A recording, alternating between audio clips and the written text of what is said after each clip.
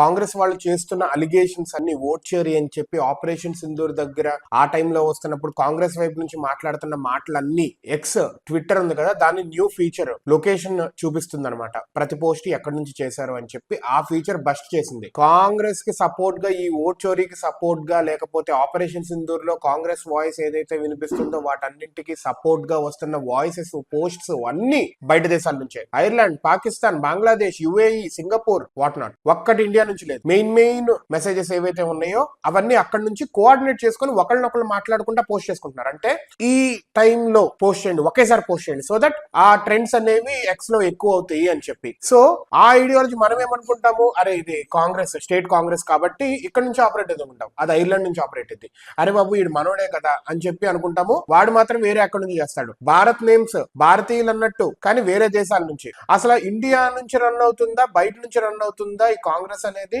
బయట వాళ్ళ కోసం రన్ అవుతుందా, ఈ సోరోస్ వీళ్ళందరూ కలిపి నడిపిస్తారా ఇప్పుడు ఒకవేళ కాంగ్రెస్ వస్తే, లేకపోతే మన దేశం వాళ్ళే మన దేశాన్ని రూల్ చేస్తారా అనేది అన్నట్టు ఉంటుంది. సో ఇది బస్ట్ అయ్యేసరికి కాంగ్రెస్ ఇంకా పెద్ద చిప్పు వచ్చి పడింది.